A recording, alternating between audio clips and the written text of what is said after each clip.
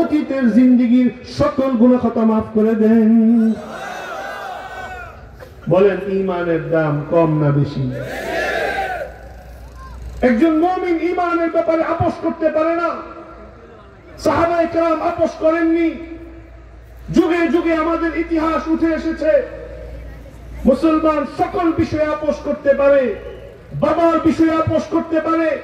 বাবার নামে কটূক্তি করলে, বাবাকে গালি দিলে প্রয়োজনে সেটা সহ্য করে নিতে পারি।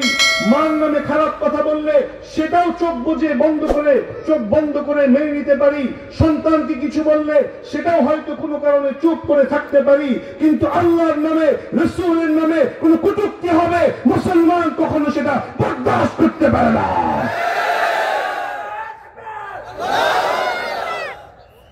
সাহাবায়ে কেরাম কেমন ছিলেন? হযরত বেলাল ইবনে রাবাহের ইতিহাস উঠে এসেছে। হযরত বেলাল ইবনে রাবাহ রাদিয়াল্লাহু তাআলা আনহু গায়ের রংটা কুচকুচে কালো, হাবশী কৃতদাস। মক্কার বুকে তার গলিবের নাম ছিল উমাইয়া ইবনে খালাফ। বেলাল ইবনে রাবাহ যখন মক্কার বুকে রাসূলুল্লাহ সাল্লাল্লাহু আলাইহি ওয়াসাল্লাম ঈমানের দাওয়াত প্রদান করলেন, আল্লাহ তাআলা যাদেরকে ঈমানের জন্য কবুল করে দিলেন সেই কাফেলার মধ্যে, সেই নূরানি জামাআতের মধ্যে আল্লাহ তাআলা বেলাল ইবনে রাবাহকেও কবুল করে নিলেন।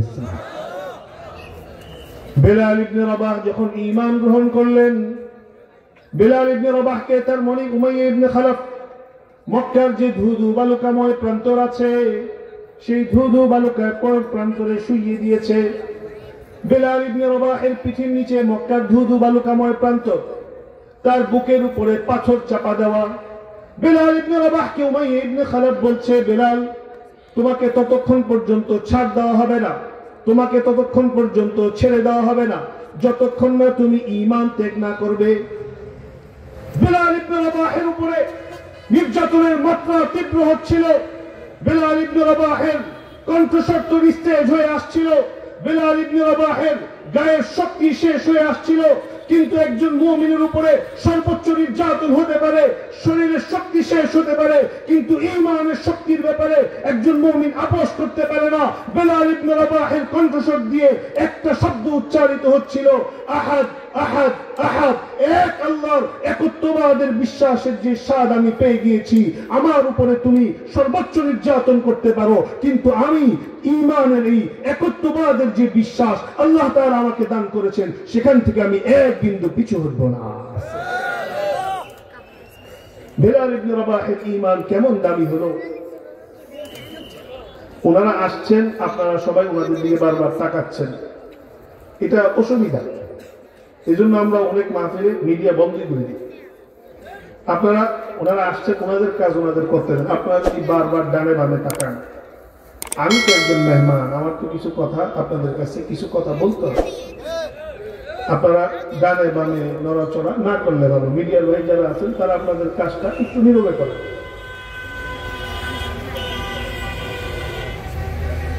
হযরত বেলাল ইবনে রাবাহের ঈমান কেমন দামি হলো! সহিহ বুখারীর 1083 নম্বর বর্ণনায় উঠে এসেছে,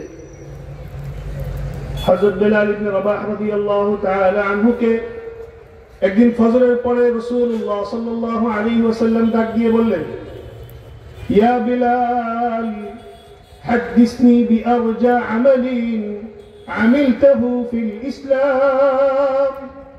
ও বেলাল, তুমি ইসলাম গ্রহণ করার পরে, ঈমান গ্রহণের পরে যত ধরনের নেক আমল করেছো, সবচেয়ে আশাব্যঞ্জক নেক আমলটার কথা আমাকে বলো। কারণ আল্লাহ তাআলা যখন আমাকে জান্নাতে ভ্রমণ করিয়েছেন, আমি আমার আগে আগে জান্নাতের মধ্যে তোমার পায়ের আওয়াজ শুনতে পেরেছি। হযরত বেলালের ঈমান এমন দামি হয়েছে, দোস্ত সাহাবায়ে কেরাম ঈমানের ব্যাপারে বিন্দুমাত্র আপোষ করেননি। হযরত খুবাইব ইবনে আদি রাদিয়াল্লাহু তাআলা আনহুর ইতিহাস সহিহ বুখারীর 3737 নম্বর যে বর্ণনা, 3700 নম্বর বর্ণনার মধ্যে উঠে এসেছে, হযরত খুবাইব ইবনে আদি রাদিয়াল্লাহু তাআলা আনহুকে কাফেররা বন্দী করে নিয়ে গিয়েছে। যে কোনো মুহূর্তে খুবাইব ইবনে আদির জীবনকে শেষ করে দিবে। খুবাইব ইবনে আদিকে কাফেররা বলল, ও খুবাইব, মৃত্যুর পূর্বে তোমার শেষ কোনো চাহিদা আছে কিনা? খুবাইব ইবনে আদি উত্তর দিলেন, আমি একজন মুমিন হিসাবে আমার অন্য কোনো চাহিদা নেই, আমার সর্বশেষ চাহিদা দাউনি আরকা রাকাতাইন, তোমরা আমাকে সুযোগ দাও, আমি আল্লাহর সামনে দাঁড়িয়ে 2 রাকাত নামাজ আদায় করতে চাই। হযরত খুবাইব ইবনে আদি রাদিয়াল্লাহু তাআলা আনহু নামাজের মধ্যে দাঁড়িয়ে গেলেন। দোস্ত, একজন মুমিনের জিন্দেগীর সর্বশেষ নামাজ। হযরত খুবাইব ইবনে আদি রাদিয়াল্লাহু তাআলা আনহু তো মনে চাইছিল নামাজটা অনেক দীর্ঘ করি। হঠাৎ তার মনে হলো নামাজ যদি আমি অনেক বেশি দীর্ঘ করি, কাফেররা মনে করতে পারে আমি হয়তো মৃত্যুর ভয়ে আমার নামাজকে লম্বা করছি। হযরত খুবাইব ইবনে আদি রাদিয়াল্লাহু তাআলা আনহু নামাজ সংক্ষেপ করে দিলেন। নামাজ সংক্ষেপ করে কাফেরদের উদ্দেশ্যে বললেন, ওয়াল্লাহি লাউলা আন তাযুন্নু আন্নামা বি জাযাউন লাতাওয়ালতুহা। ও কাফেরের দল, এমনটা যদি না হতো, এমনটা যদি তোমরা মনে না করতে যে আমি মৃত্যুর ভয়ে নামাজকে লম্বা করছি, তাহলে অবশ্যই আমি আমার নামাজকে অনেক দীর্ঘ করতাম। হযরত খুবাইব ইবনে আদি নামাজ শেষ করে কাফেরদের উদ্দেশ্যে বদদুয়া দেওয়া শুরু করলেন, আল্লাহুম্মা আহসিহিম আদাদা, আল্লাহুম্মা আকতুলহুম বাদাদা ওয়া লা তুবকি মিনহুম আহাদা। আয় আল্লাহ, যে কাফেরের দল আমাকে ঈমানের বিশ্বাস গ্রহণ করার কারণে এই মৃত্যুর কাঠগড়ায় দাঁড় করিয়েছে, আয় আল্লাহ, তাদের ব্যাপারে আপনার কাছে আমি বিচার দিচ্ছি, তাদেরকে আপনি সংখ্যায় গণনা করে রাখুন, তাদেরকে আপনি বিক্ষিপ্ত মৃত্যু দান করুন, তাদের কাউকে আপনি বাঁচার সুযোগ দিবেন না। কাফেররা খুবাইব ইবনে আদির অবস্থা দেখে একটা প্রস্তাব দিল, খুবাইব ইবনে আদি, তুমি আজকে মৃত্যুর যে জায়গায় কাঠগড়ায় দাঁড়িয়ে আছো, তোমাকে আমরা সসম্মানে ছেড়ে দিব, তোমাকে আমরা সসম্মানে নিরাপদে বাড়িতে যাওয়ার সুযোগ দিব, কিন্তু শেষ মুহূর্তে তোমার কাছে একটা প্রস্তাবনা, তুমি যে জায়গায় দাঁড়িয়ে আছো, তোমার বদলে তুমি যাকে প্রিয়তম নবী বলে বিশ্বাস করো, মুহাম্মাদুর রাসূলুল্লাহ সাল্লাল্লাহু আলাইহি ওয়াসাল্লাম, তোমার বদলে তোমার হাবিবকে মৃত্যুর কাঠগড়ায় দাঁড় করানো হবে। এই প্রস্তাবে তুমি যদি সম্মত হও, তো তোমাকে আমরা সসম্মানে বাড়িতে ফিরে যাওয়ার সুযোগ করে দিব। সেই মুহূর্তে খুবাইব ইবনে আদি বিন্দুমাত্র দ্বিধা না করে, বিন্দুমাত্র চিন্তা না করে যে উত্তর দিয়েছিলেন, ইতিহাসের সোনালী পাতায় সেই উত্তর সোনালী অক্ষরে লিপিবদ্ধ।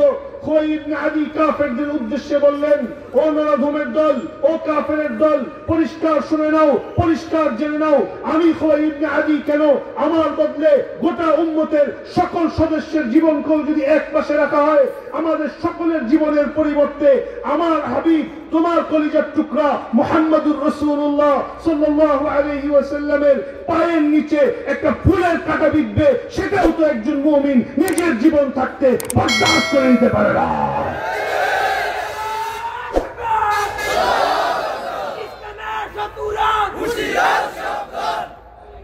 কারণ সাহাবায়ে কেরামের কাছে রাসূলুল্লাহ সাল্লাল্লাহু আলাইহি ওয়াসাল্লামের ভালোবাসা কম ছিল না সর্বোচ্চ? আওয়াজ দিয়ে বলেন। আজকে যখন আমরা বাউলদের ইস্যুতে কথা বলছি, আজকে বড় দুঃখের সাথে আমরা দেখছি তথাকথিত আমাদের সমাজের কিছু সুশীল শিল্পী নামে সংস্কৃতি কর্মী যারা নিজেদেরকে তথাকথিত বাক স্বাধীনতার নামে আল্লাহর হাবিবের শানে, কোরআনের শানে, স্বয়ং আল্লাহ রাব্বুল আলামিনের শানে এমন বিদ্রুপাত্মক কথা বলছে, যে কথাগুলো উচ্চারণ সবগুলো করতে হয় না, একটা বাক্য উচ্চারণ করলেই ঈমান শেষ হয়ে যায়। আজকে বড় কষ্টের সাথে আমরা দেখছি আমাদের রাষ্ট্রের বিভিন্ন দায়িত্বশীল পর্যায়ে বসে এই বাউলদের পক্ষে সমাজের তথাকথিত দায়িত্বশীলরা তারা আওয়াজ তুলছে, বাক স্বাধীনতার নামে বাউলদের পক্ষে যারা আওয়াজ তুলছে, আমরা পরিষ্কার বলে দিতে চাই, বাউলদের পক্ষে আওয়াজ তুলে তোমরা আল্লাহর বিরুদ্ধে, কোরআনের বিরুদ্ধে, ইসলামের বিরুদ্ধে সরাসরি যুদ্ধের মধ্যে অবতীর্ণ হয়েছ। পরিষ্কার জানিয়ে দিতে চাই, নতুন এই বাংলাদেশে তোমাদের স্থান হবে না।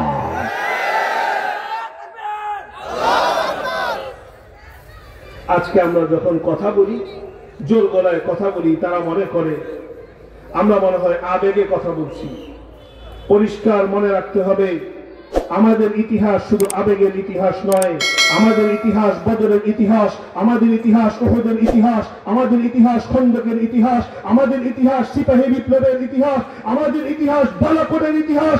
আমরা শাপলা চত্বরে একবার রক্ত দিয়েছি, বারবার রক্ত দিতে পারি। প্রয়োজনে নিজেদের জীবনকে শেষ বিন্দুটুকু পর্যন্ত আল্লাহর জমিনে আল্লাহর দ্বীনের জন্য উৎসর্গ করতে আমরা সর্বোচ্চটুকু দিতে সম্পূর্ণ প্রস্তুত আছি। আমাদের আওয়াজকে নিছক আওয়াজ মনে করার সুযোগ নেই।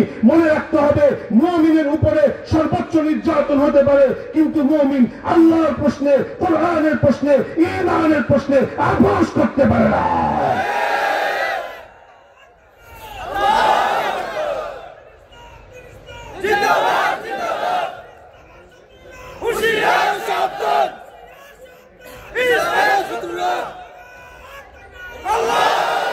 আউল বাউলদের ইস্যুতে পরিষ্কার কথা। এই বাউল গোষ্ঠী যেটা, তাদের সম্পর্কে আপনাদের কতটুকু জানা আছে জানি না। যারা পরিষ্কার আল্লাহ রাব্বুল আলামিনের শানে এমন সব কথা উচ্চারণ করছে, যে কথার এক টুকরো উচ্চারণ করলে ঈমান নষ্ট হয়ে যায়, কোরআনের সাথে সরাসরি কোরআনের বিকৃতি করছে, যাদের ধর্মীয় কালচারের মধ্যেই রয়েছে অবাধ যৌনচার। যারা অবাধ যৌনচারকে শুধুমাত্র বৈধ মনে করে এমন না, বরঞ্চ অবাধ যৌনচারকে নিজেদের বড় পুণ্য এবং সওয়াবের কাজ বলে বিশ্বাস করে। পরিষ্কার কথা, এই বাউল গোষ্ঠীর তথাকথিত সুফিবাদের নামে তাদের যে মরমিবাদ, সুফিবাদের যে তারা চর্চা করছে, এটাকে ইসলাম বলার কোনো সুযোগ নাই। আজকে উলামায়ে কেরাম ঐক্যবদ্ধভাবে ঘোষণা করছেন, এই বাউল, তাদেরকে মুসলমান বলার সুযোগ নেই। তারা পরিষ্কার কাফের, অমুসলিম গোষ্ঠী। এই অমুসলিম গোষ্ঠীর পক্ষে বাংলাদেশের যেখানেই যারাই যেভাবেই অবস্থান গ্রহণ করবে, গোটা বাংলাদেশে তাদেরকে প্রতিহত করা হবে। এক নম্বর কথা আমার আজকের আপনাদের সামনে, যেটা আমার এই পর্যন্ত কথার মূল পয়েন্ট, যেটা একজন মুমিনের জীবনে আল্লাহ প্রদত্ত সবচেয়ে দামি নিয়ামতের নাম, ধরে বলেন। 2 নম্বর কথা। দ্বিতীয় কথা, আমার আপনার জীবনে আরেকটা বড় নিয়ামতের দিকে আমি আপনাদেরকে ইশারা করতে চাই।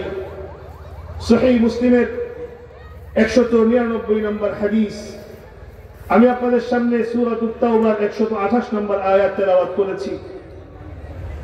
আল্লাহ রাব্বুল আলামিন ইরশাদ করছেন, আউযু বিল্লাহি মিনাশ শাইতানির রাজীম, লাকাদ জাআকুম রাসূলুন মিন আনফুসিকুম আজিজুন আলাইহি মা আনিতুম حريص عليكم بالمؤمنين رؤوف رحيم। এই গোটা আয়াতের মধ্যে আল্লাহ তাআলা রাসূলুল্লাহ সাল্লাল্লাহু আলাইহি ওয়াসাল্লামের অনেকগুলো গুণের কথা উল্লেখ করেছেন। শুধুমাত্র একটা বিশেষ গুণের দিকে আপনাদেরকে ইশারা করতে চাই। আল্লাহ রাব্বুল আলামিন বলছেন, আজিজুন আলাইহি মা আনিতুম। কথাটা মনোযোগের সাথে শুনেন, বুঝার চেষ্টা করেন। আল্লাহ রাব্বুল আলামিন বলছেন, আজিজুন আলাইহি মা আনিতুম, তোমাদের কাছে এমন রাসূলকে আমি প্রেরণ করেছি, যে রাসূলের জন্য তোমাদের গোটা উম্মতের প্রত্যেক সদস্যের জীবনে যত ধরনের কষ্ট আছে, সকল কষ্ট একা মুহাম্মদুর রাসূলুল্লাহ সাল্লাল্লাহু আলাইহি ওয়াসাল্লাম নিজের মধ্যে একা সেই সকল কষ্ট একা ধারণ করেন। যেরকম ভাবে একজন বাবা তার সকল সন্তানের কষ্টকে নিজের মধ্যে ধারণ করেন, যেরকম ভাবে একজন মা তার সকল সন্তানের কষ্টকে নিজের মধ্যে একা ধারণ করেন। পৃথিবীর বুকে এই মুহূর্তে এট এ টাইম 200 কোটি মুসলমানের বসবাস, 1450 বছরের ইতিহাস এবং কিয়ামত পর্যন্ত সকল মুসলমানের সংখ্যা যদি গণনা করা হয়, নির্দ্বিধায় বলা যায় কত হাজার কোটি সংখ্যা মুসলমানের হবে, এটা কেউ বলতে পারে না, একমাত্র আল্লাহ তাআলা বলতে পারেন। আল্লাহ রাব্বুল আলামিন বলে দিচ্ছেন, পৃথিবীতে যত মুসলমান এসেছে, কিয়ামত পর্যন্ত যত মুসলমান আসবে, সকল মুসলমানের সকল কষ্টকে একা নিজের মধ্যে মুহাম্মদুর রাসূলুল্লাহ সাল্লাল্লাহু আলাইহি ওয়াসাল্লাম ধারণ করেন। সুবহানাল্লাহ। নবীজি আমাদের জন্য কি পরিমাণ ভালোবাসা লালন করেছেন। সহিহ মুসলিমের 199 নম্বর হাদিস, রাসূলুল্লাহ সাল্লাল্লাহু আলাইহি ওয়াসাল্লাম থেকে হযরত আবু হুরায়রা রাদিয়াল্লাহু তাআলা আনহু বর্ণনা করছেন, লিকুল্লি নাবিয়্যিন দাওয়াতুন মুস্তাজাবা ফাতাআজ্জালা কুল্লু নাবিয়্যিন বিদাওয়াতিহি। পৃথিবীতে আল্লাহ তাআলা যত নবীকে প্রেরণ করেছেন, প্রত্যেক নবীকে আল্লাহ তাআলা এমন একটা দোয়ার যোগ্যতা দিয়েছিলেন, যেই দোয়াটা তিনি যেই মুহূর্তেই করেন সাথে সাথে আল্লাহ তাআলা সেই দোয়াটা কবুল করে নেবেন। আল্লাহ রাসূল সাল্লাল্লাহু আলাইহি ওয়াসাল্লাম বলছেন, যত নবীকে আল্লাহ তাআলা প্রেরণ করেছেন সকল নবী দুনিয়ার বুকে এই দোয়াটা নগদ নগদ করে ফেলেছেন, কিন্তু আমার প্রয়োজন ছিল, দরকারও ছিল, কিন্তু আমি এই দোয়াটাকে দুনিয়ার বুকে কাজে লাগাইনি। এই দোয়াটাকে আমি সংরক্ষণ করে রেখে দিয়েছি। وإن اختبأت دعوتي شفاعة لأمتي يوم القيامة فهي نائلة إن شاء الله من مات لا يشرك بالله شيئا। আমি আমার এই দোয়ার যোগ্যতাটাকে, দোয়ার এই সুযোগটাকে আমি সংরক্ষণ করে রেখে দিয়েছি। কাল কিয়ামতের ময়দানে, যখন হাসরের ময়দানে আমার গুনাহগার উম্মত উঠবে, সেই মুহূর্তে আমার গুনাহগার উম্মতের সুপারিশের জন্য যে সকল উম্মত তাওহীদের বিশ্বাসের উপরে শিরক মুক্ত অবস্থায় মৃত্যুবরণ করেছে, তাদের সকলের জন্য সুপারিশ করে করে তাদের ব্যাপারে আমি জান্নাতের ফয়সালা আদায় করে নিব।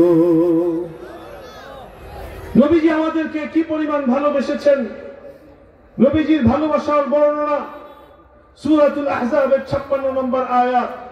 আল্লাহ রাব্বুল আলামিন নবীজির সাথে এই উম্মতের ভালোবাসার বন্ধন উল্লেখ করে দিচ্ছেন, ইন্নাল্লাহা ওয়া মালাইকাতাহু ইউসাল্লুনা আলান নবী ইয়া আইয়ুহাল্লাযীনা আমানু সাল্লু আলাইহি ওয়া সাল্লিমু তাসলিমা।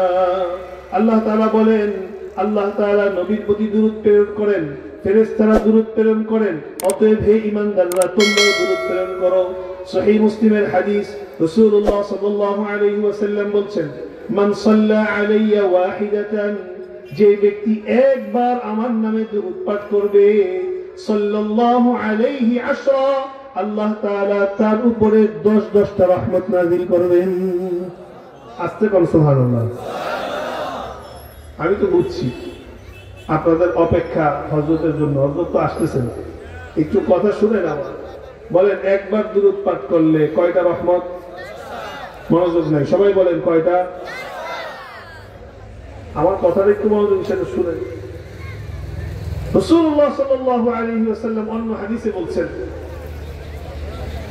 একবার দুরূদ পাঠ করলে 10টা রহমত তো নাযিল হবেই, সাথে সাথে আল্লাহ তাআলা তার 10টা গুনাহ মাফ করে দিবেন এবং পরকালে জান্নাতে তার যে পজিশনে থাকার কথা, আল্লাহ তাআলা একবার দুরূদ পাঠ করার দ্বারা 10 গুণ পজিশন উপরে উঠায় দিবেন। আপনারা যদি মনোযোগ আপনাদের থাকে, আমি দুরূদ শরীফ পাঠ সংক্রান্ত ঐতিহাসিক কিছু কিতাবে কিছু ঘটনা আপনাদেরকে আমি শোনাবো, যদি আপনাদের মনোযোগ থাকে। জোরে বলেন তো আল্লাহু আকবার। একটা ঘটনা শুনাই। এই ঘটনা উল্লেখ করেছেন ইমাম কুরতুবী রাহমাতুল্লাহি আলাইহি কিতাবুত তাযকিরার মধ্যে, হাফিজ ইবনে হাজার হাইতামী রাহিমাহুল্লাহ আদ-দুররুল মামদুদের মধ্যে, ইমাম সাখাওয়ী রাহিমাহুল্লাহ আল-কাউলুল বাদী'এর মধ্যে এই ঘটনা উল্লেখ করেছেন। ঘটনা এটা এই যুগের ঘটনা না, ঘটনাটা সেই হাসান বসরি রাহমাতুল্লাহি আলাইহির যুগের ঘটনা, যিনি ছিলেন সাইয়্যিদুত তাবিঈন। তাবিঈ কাকে বলে? তাবিঈ হলেন তিনি যিনি ঈমান অবস্থায় রাসূলুল্লাহ সাল্লাল্লাহু আলাইহি ওয়াসাল্লামের সাহাবায়ে কেরামকে দেখার সৌভাগ্য লাভ করেছেন। সুবহানাল্লাহ। হযরত হাসান বসরি রাহমাতুল্লাহি আলাইহি অনেক বুজুর্গ, যুগের অন্যতম শ্রেষ্ঠ ব্যক্তি। হযরত হাসান বসরি রাহমাতুল্লাহি আলাইহির কাছে বহু মানুষ বহু রকম পেরেশানি নিয়ে উপস্থিত হয়।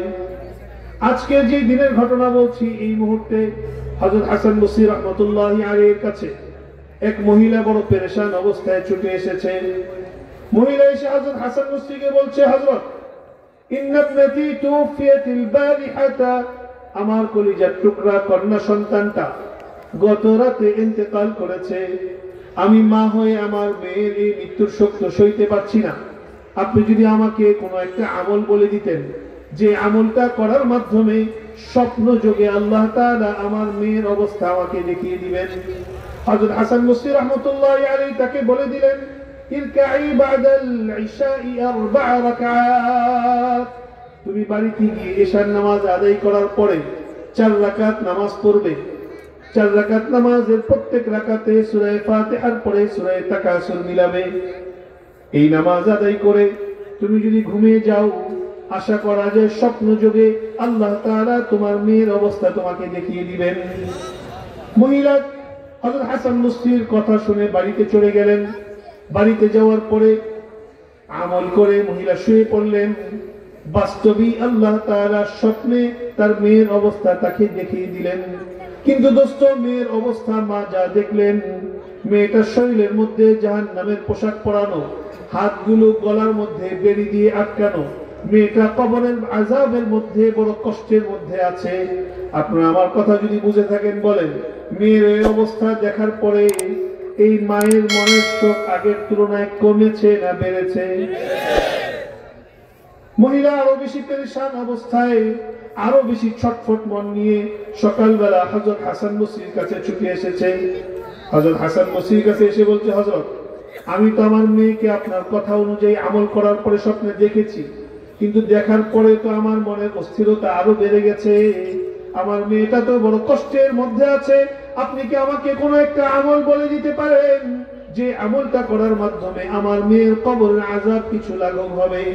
হযরত হাসান বসরি তাকে বলে দিলেন, তাসাদদাকি বিসাদাকা লাআল্লা আল্লাহ ইউখাফফিফু আনহা, তুমি কিছু দান সদকা করো, আশা করা যায় আল্লাহ তাআলা তোমার দান সদকার উসিলায় আশা করা যায় আল্লাহ তাআলা তোমার মেয়ের কবরের আযাবকে লাঘব করে দিবে। মহিলা চলে গেলেন বাড়িতে। মহিলা বাড়িতে চলে গেলেন। বাড়িতে চলে যাওয়ার পরে মহিলা তো আমল করা শুরু করবেন। এই রাতের ঘটনা, এবার ঘুমিয়েছেন হযরত হাসান বসরি রাহমাতুল্লাহি আলাইহি। ঘুমের মধ্যে স্বপ্নে তিনি দেখছেন আল্লাহ তাআলা তাকে বড় সুন্দর এক মনোরম বাগানের মধ্যে নিয়ে এসেছেন। এত সুন্দর বাগান, বাগানের অবস্থা, বাগানের সৌন্দর্য দেখে, বাগানের অবস্থা, বাগানের সুন্দর সুন্দর মানুষগুলোর বিচরণ হযরত হাসান বসরি বুঝে ফেললেন আল্লাহ তাআলা তাকে স্বপ্ন যোগে জান্নাতের বাগান ভ্রমণ করানোর জন্য নিয়ে গিয়েছেন। হঠাৎ করে হযরত হাসান বসরি রাহমাতুল্লাহি আলাইহির সামনে বড় সুন্দর জান্নাতি পোশাক পরা একটা মেয়ে এসে দাঁড়ালো। হযরত হাসান বসরিকে জিজ্ঞাসা করছে, হযরত, আপনি কি আমাকে চিনতে পেরেছেন? হাসান বসরি বলছেন, না, আমি তো তোমাকে চিনতে পারিনি, তুমি কে?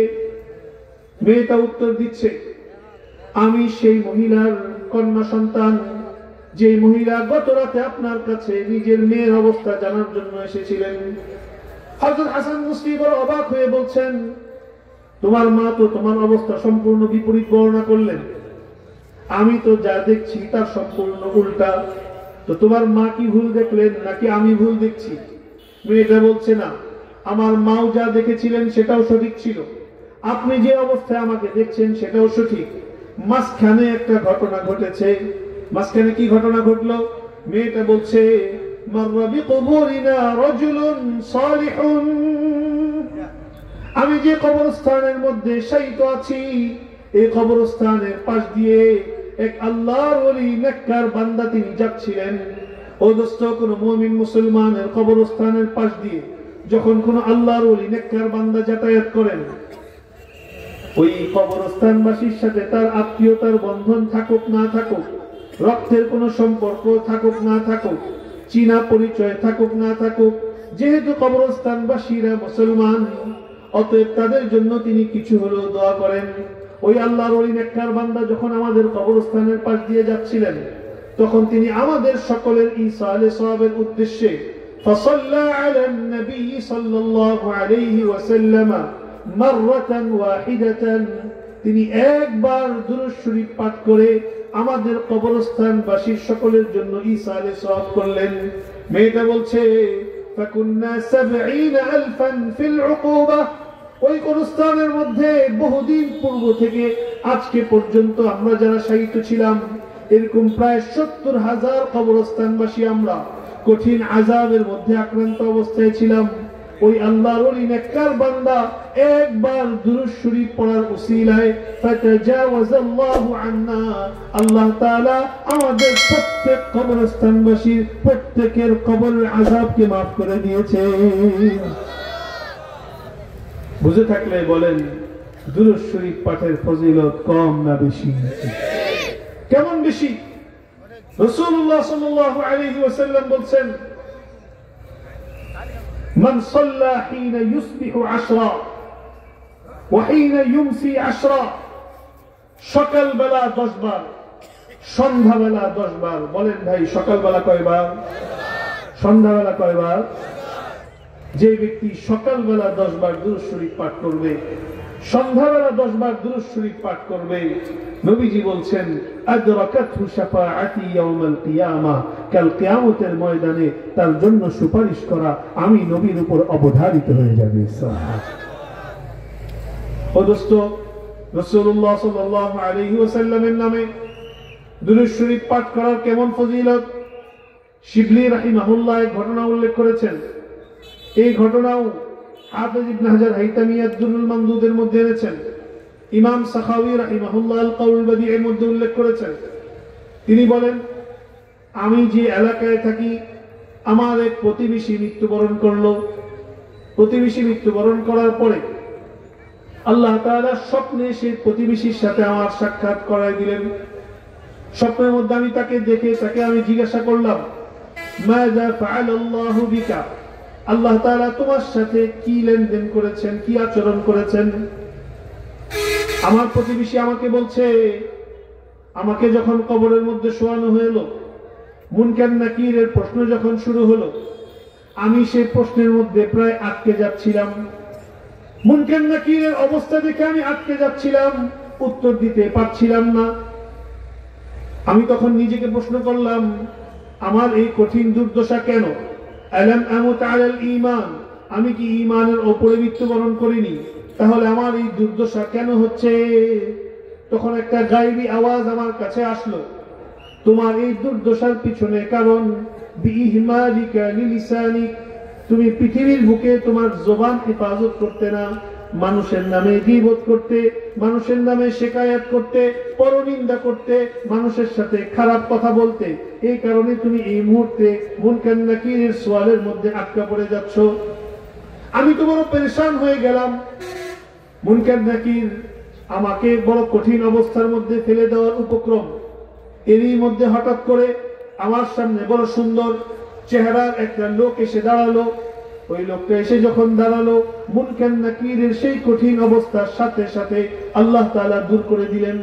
আমি তাকে জিজ্ঞাসা করলাম, মান আনতা, আপনি কে? ইয়ারহামুকাল্লাহ, আল্লাহ তাআলা আপনার প্রতি দয়া করুন, আপনি এসে তো আমার বড় উপকার করলেন, আপনি কে?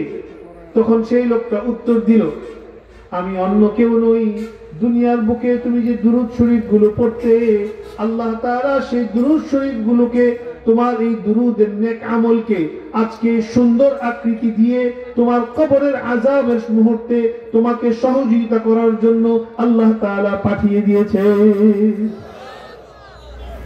দোস্ত, দুরূদ শরীফ পাঠের ফজিলত হযরত জাবের রাদিয়াল্লাহু তাআলা আনহু থেকে বর্ণিত, যে ব্যক্তি প্রতিদিন 100 বার দুরূদ পাঠ করবে। বলেন ভাই কয়শো বার? 100 বার দুরূদ পড়তে তো অনেকক্ষণ সময় লাগবে।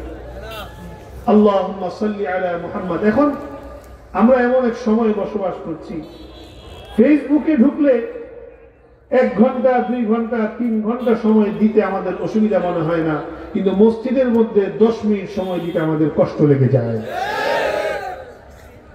দুরূদ শরীফের কথা বললে আমাদের বড় কষ্ট মনে হয়, অথচ 100 বার দুরূদ শরীফ পড়তে আপনি যদি ছোট্ট দুরূদ শরীফ পড়েন, আল্লাহুম্মা সাল্লি আলা মুহাম্মাদিন ওয়া আলা আলি মুহাম্মাদ, আরো ছোট করে পড়েন, আমার সাথে পড়েন সাল্লাল্লাহু আলাইহি ওয়াসাল্লাম, পড়েন না ভাই সাল্লাল্লাহু আলাইহি ওয়াসাল্লাম, সাল্লাল্লাহু আলাইহি ওয়াসাল্লাম, সাল্লাল্লাহু আলাইহি ওয়াসাল্লাম। আপনারা বলেন তো 100 বার দুরূদ শরীফ যদি এভাবে পড়ি সর্বোচ্চ 2 থেকে 3 মিনিটের বেশি সময় লাগবে না। নবীজি কি বলছেন? যদি কেউ 100 বার দুরূদ শরীফ পড়ে প্রতিদিন, আল্লাহ তাআলা তার 100টা প্রয়োজন পূর্ণ করে দিবেন। এর মধ্যে 70টা প্রয়োজন পরকালের, আর 30টা প্রয়োজন হলো দুনিয়ার জীবনের। অর্থাৎ দুরূদ শরীফ পড়ার মাধ্যমে যেরকম ভাবে আপনার পরকালের প্রয়োজন পূর্ণ হবে, ঠিক তদ্রূপ ভাবে আপনার দুনিয়ারও প্রয়োজন পূরণ করে দিবেন কে? ইমাম শাফি রহমতুল্লাহি আলাইহি 4 মাযহাবের যিনি অন্যতম একজন ইমাম, 4 ইমামের এক ইমাম। ইমাম শাফি রহমতুল্লাহি আলাইহি যখন ইন্তেকাল করলেন, ওনার প্রিয় শাগরিদ, প্রিয় ছাত্র ইমাম মুজানি রহমতুল্লাহি আলাইহি ওনাকে স্বপ্নে দেখছেন, জিজ্ঞাসা করছেন, হযরত আপনি তো এই জীবনে অনেক খেদমত করেছেন, অনেক কাজ করেছেন, আল্লাহ তাআলা আপনার সাথে কি আচরণ করেছেন?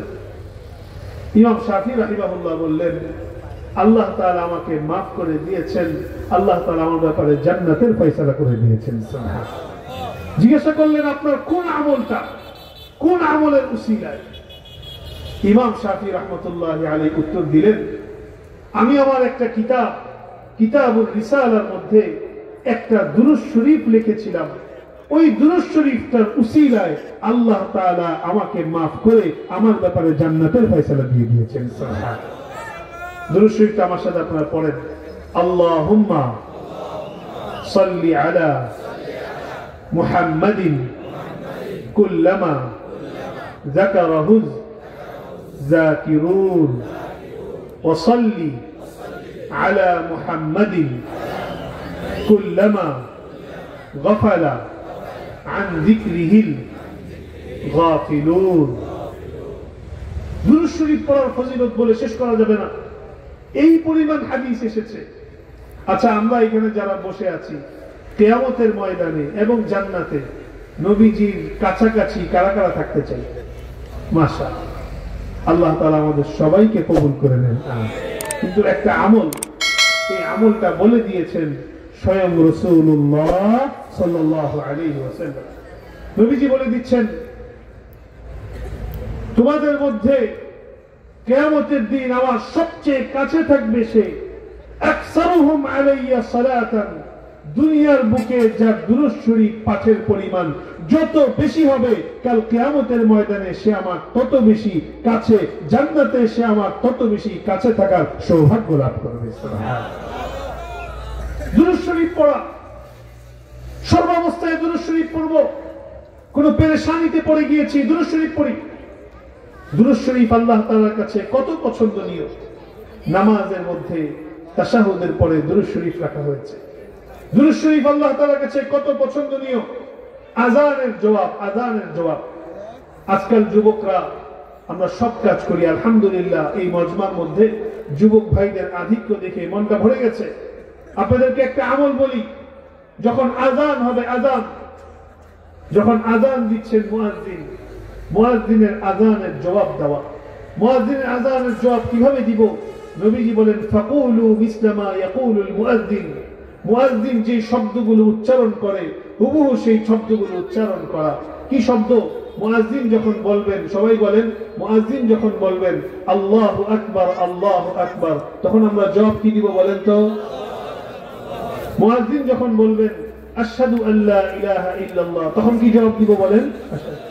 মুয়াজ্জিন যখন বলবেন আশহাদু আন্না মুহাম্মাদার রাসূলুল্লাহ, তখন আমরা কি বলবো বলেন? মুয়াজ্জিন যখন বলবেন হাইয়া আলাস সালাহ, তখন আমরা কি জবাব দিব বলেন দেখি? সবাই বলেন লা হাওলা ওয়ালা কুওয়াতা ইল্লা বিল্লাহ। হাইয়া আলাল ফালাহের মধ্যেও লা হাওলা ওয়ালা কুওয়াতা ইল্লা বিল্লাহ। আল্লাহু আকবার, আল্লাহু আকবার, লা ইলাহা ইল্লাল্লাহ, জবাব দেওয়া শেষ। এরপরে দুরূদ শরীফ পড়া।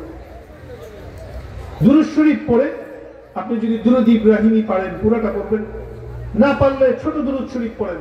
আল্লাহুম্মা সাল্লি আলা মুহাম্মাদিন ওয়া আলা আলি মুহাম্মাদ কমপক্ষে সাল্লাল্লাহু আলাইহি ওয়াসাল্লাম পড়ি। এরপরে আমরা আযানের যে দোয়াটা আছে সেই দোয়াটা পড়ি। আল্লাহুম্মা রাব্বা হাযিহি দাওয়াতি তাম্মা ওয়াস সালাতিল কাইমা আতি মুহাম্মাদিল ওয়াসিলাতা ওয়াল ফাদিলা ওয়াব'আসহু মাকামান মাহমুদান আল্লাযী ওয়া'আদতা ইন্নাকা লা তুখলিফুল মিআদ। এই আযানের জবাব দেওয়ার পরে দুরূদ শরীফ পড়ে এই দোয়া যে পাঠ করবে, নবীজি বলছেন ইল্লা হাল্লাত লাহু শাফাআতি ইয়াউমাল কিয়ামাহ, কিয়ামতের দিন তার জন্য সুপারিশ করা আমি নবীর জন্য ওয়াজিব হয়ে যাবে। সুবহানাল্লাহ, কত বড় ফজিলতের কথা! ছোট্ট আমল, ফজিলত অনেক বেশি। দুরূদ শরীফ পড়ার ফায়দা ফজিলত কি পরিমাণ! আল্লামা ইবনুল কাইয়িম রাহিমাহুল্লাহ জিলাউল আফহাম নামক কিতাবের মধ্যে 41টা ফজিলতের কথা উল্লেখ করেছেন। এত ফজিলত তো এখন বলা যাবে না, বহু ফজিলত। যে কোনো পেরেশানিতে দুরূদ শরীফ পড়েন তো আল্লাহ তাআলা আপনার পেরেশানি দূর করে দিবেন। আপনার যে কোনো বিপদের মধ্যে পড়ে গিয়েছেন, দুরূদ শরীফ পড়েন, আল্লাহ তাআলা বিপদ দূর করে দিবেন। যারা শিক্ষার্থী আছি, ছাত্র বন্ধু যারা আছি, পরীক্ষার হলে যাওয়ার পরে অনেক সময় এমন হয় যে একটা পড়া পড়ে এসেছে, খুব ভালো করেই পড়েছিলাম, কিন্তু পরীক্ষার হলে আসার পরে মনে পড়ছে না। এমন ভয় কি হয় না বলেন? রাসূলুল্লাহ সাল্লাল্লাহু আলাইহি ওয়াসাল্লাম থেকে হাদিসের মধ্যে এসেছে ওই মুহূর্তে মনে করার জন্য, ইস্তিযকারের জন্য, কোন বিষয় মনে করার জন্য, স্মরণ করার জন্য দুরূদ শরীফ যদি কেউ পাঠ করে তো আল্লাহ তাআলা তার ওই ভুলে যাওয়া জিনিসটাকে সাথে সাথে স্মরণ হওয়ার ব্যবস্থা করে দিবেন। সুবহানাল্লাহ, বড় দামি আমল। যে কোনো মুহূর্তে দুরূদ শরীফের সর্বোচ্চ আমল করার চেষ্টা করা। দুরূদ শরীফের ফজিলত একটা দুইটা বলে শেষ করা যাবে না, বহু ফজিলত, বহু ফজিলত। যে কোনো পেরেশানিতে দুরূদ শরীফ পড়া, যে কোনো দুশ্চিন্তার মধ্যে দুরূদ শরীফ পড়া, যে কোনো অশান্তির মধ্যে দুরূদ শরীফ পড়া, শরীরের অসুস্থতায় দুরূদ শরীফ পড়া, মানসিক অসুস্থতায় দুরূদ শরীফ পড়া, সন্তানের জন্য দুরূদ শরীফ পড়া, ঘরের পেরেশানি দূর করার জন্য দুরূদ শরীফ পড়া, অভাব অনটনে দুরূদ শরীফ পড়া, অসুস্থতার মধ্যে দুরূদ শরীফ পড়া। যে কোনো অবস্থায় দুরূদ শরীফ যে পড়বে, আল্লাহ তাআলা যেহেতু একবার দুরূদ পাঠ করার দ্বারা 10টা রহমত নাজিল করেন, তো যত বড়ই পেরেশানি হোক না কেন আল্লাহ তাআলা যার উপরে 10টা রহমত নাজিল করবেন তার কোনো পেরেশানি থাকতে পারে। আমাকে বিশেষভাবে বলা হয়েছিল পর্দার আড়ালের মা বোনদের জন্য কয়েকটা কথা বলার জন্য। পর্দার আড়ালের মা বোনদের জন্য একটা হাদিস বলে আমি আমার কথা শেষ করব।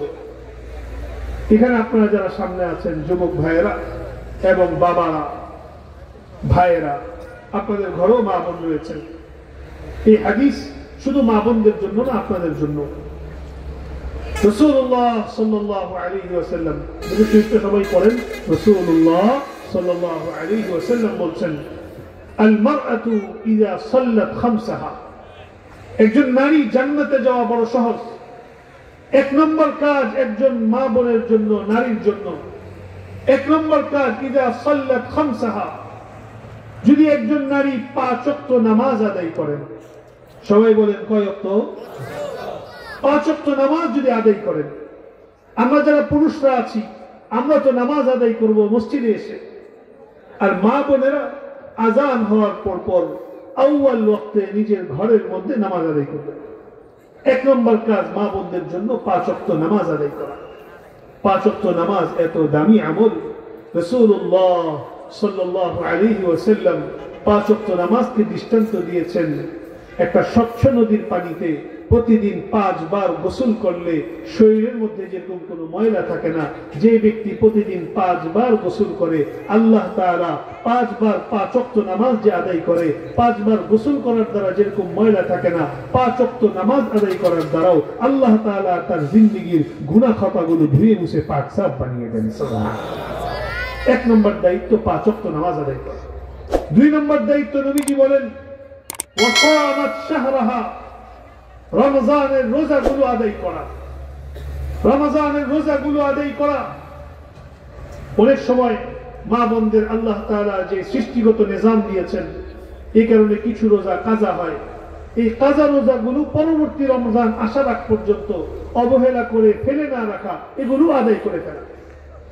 রমজানের রোজাগুলো আদায় করে ফেলা।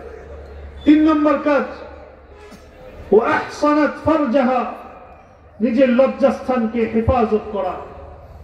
আজকে বড় কষ্টের সাথে বলতে হচ্ছে, আমাদের সমাজের মধ্যে আমরা এমন এক সময় বসবাস করছি যখন আমাদের কাছে গুনাহকে আর গুনাহ মনে হয় না।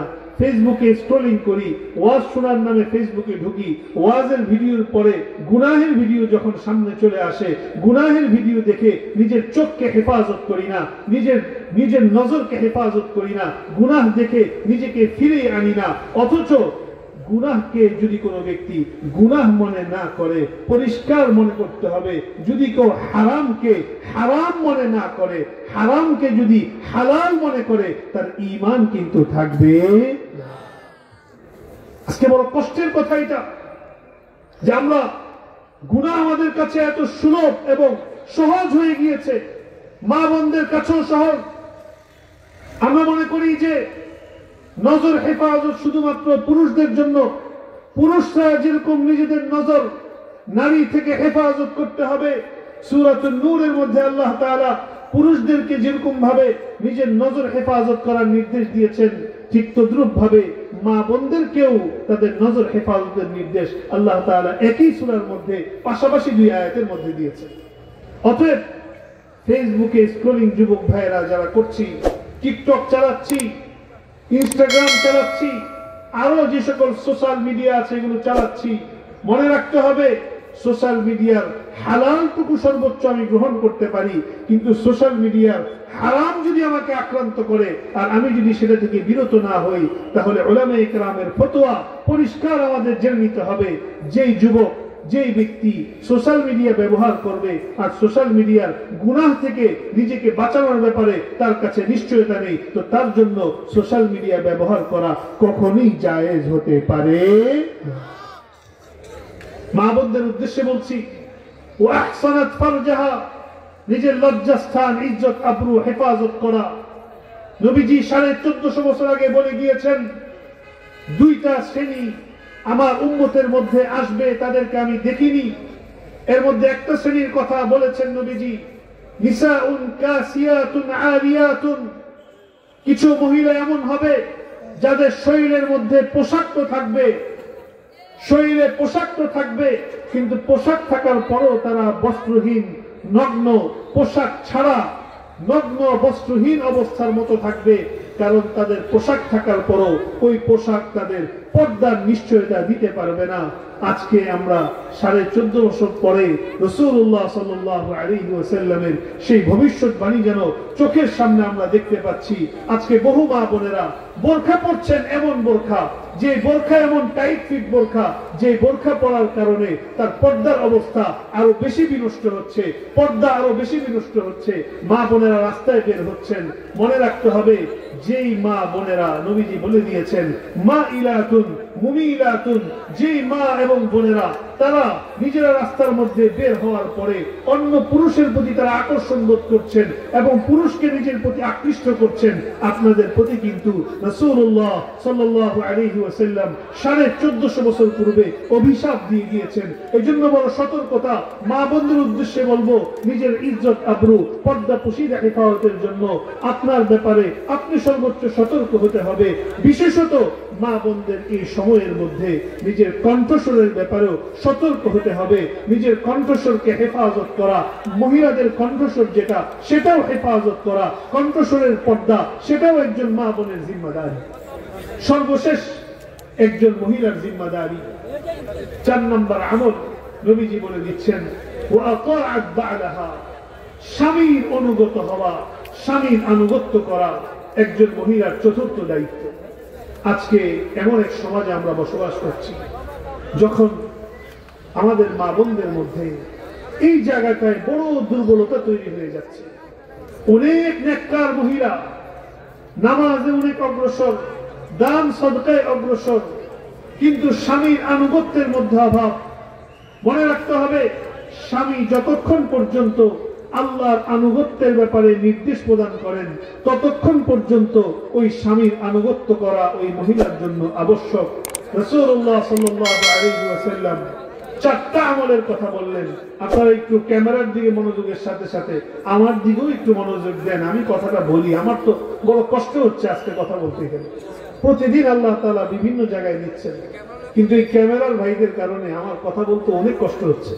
আপনারা বারবার ক্যামেরার দিকে তাকাচ্ছেন। যদি হুজুর আসেন, হুজুর আনিসুর রহমান আশরাফি সাহেব হুজুর যদি আসেন আর যদি শুনেন এই ক্যামেরার ভাইদের কারণে হুজুরের আগে যে আলেম কথা বলেছেন, আচ্ছা বলেন আমি যে এই 1 ঘন্টা আপনাদের সামনে কথা বললাম, আমি কি একটাও নিজের বানানো কথা বলছি না কোরআন হাদিসের কথা বলছি? আওয়াজ দিয়ে বলেন। আমার দাম আপনাদের কাছে থাকতে না পারে, কিন্তু কোরআন হাদিসের দাম আছে না নাই?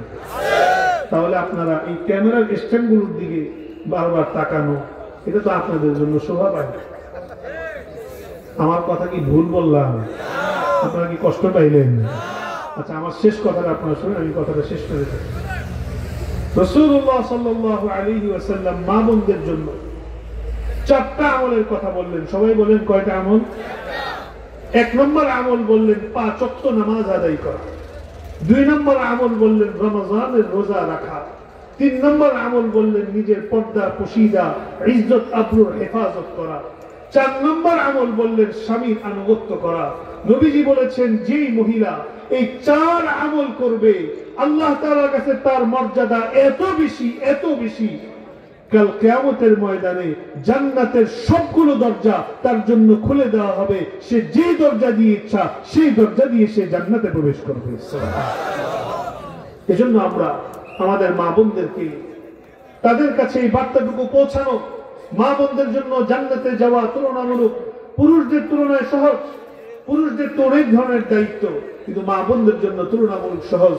তো আল্লাহ তাআলা যে কথাগুলো বললাম, 1 নম্বর কথা আপনাদের কাছে বলেছিলাম, আমার আপনার জীবনে আল্লাহ প্রদত্ত সবচেয়ে দামি নিয়ামত ঈমান। ঈমান নামক নিয়ামতের প্রশ্নে কোনো মুমিন আপোষ করতে পারে না। 2 নম্বর বলেছি রাসূলুল্লাহ সাল্লাল্লাহু আলাইহি ওয়াসাল্লাম আমাদেরকে সর্বোচ্চ ভালোবেসেছেন। নবীজির ভালোবাসার একটা আমল দুরূদ শরীফ পড়ার ব্যাপারে আমরা সর্বোচ্চ সচেষ্ট হব তো ইনশাআল্লাহ। আল্লাহ তাআলা যে কথাগুলো বললাম এই কথাগুলোর উপরে আমাদের সবাইকে আমল করার তৌফিক দান করেন। আমিন। ওয়া আখিরু দাওয়ানা আলহামদুলিল্লাহি রাব্বিল আলামিন। আসসালামু আলাইকুম ওয়া রাহমাতুল্লাহি ওয়া বারাকাতুহু।